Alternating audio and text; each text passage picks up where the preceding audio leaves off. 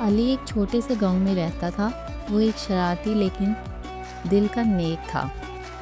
رمضان کا مہینہ شروع ہونے والا تھا اور علی کی ماں نے اسے سمجھایا، بیٹا رمضان صبر، عبادت اور دوسروں کی مدد کا مہینہ ہے۔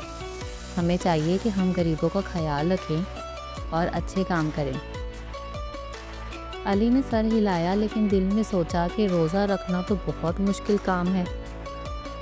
وہ کھیل کود میں زیادہ دلچسپی رکھتا تھا اور اسے لگتا تھا اتنی دیر تک بھوکا پیاسا رہنا مشکل ہوگا۔ پہلے دن اس نے روزہ رکھنے کی کوشش کی، مگر دوپہر ہوتے ہی بھوک اور پیاس کی شدت سے اس کا صبر جواب دینے لگا۔ وہ چپکے سے باورچی خانے میں گیا اور پانی پینے ہی والا تھا کہ اچانک اس کی نظر کھڑکی سے باہر پڑی۔ سامنے ایک غریب بچہ بیٹھا تھا جو ننگے پاؤں تھا اور اس کے چہرے پر بھوک کے اثرات نمایاں تھے۔ علی کے ہاتھ رک گئے۔ اس نے سوچا، یہ بچہ تو ہر روز بھوکا سوتا ہوگا اور میں صرف ایک دن کے روزے میں ہار مان رہا ہوں۔ یہ سوچ کر علی واپس پلٹا اور اپنے کھانے کا کچھ حصہ اس بچے کو دے دیا۔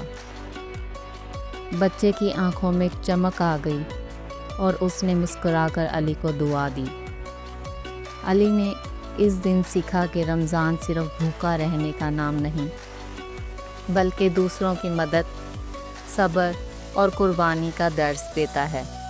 اس دن کے بعد وہ نہ صرف خوشی خوشی روزے رکھنے لگا بلکہ روزانہ کسی نہ کسی ضرورت مند کی مدد بھی کرتا، اور یوں رمضان کی برکتوں نے علی کے دل کو روشنی سے بھر دیا۔ یہ کہانی ہمیں سکھاتی ہے کہ رمضان کا اصل مقصد صرف کھانے پینے سے رکنا نہیں، بلکہ صبر، محبت اور دوسروں کی مدد کرنا ہے۔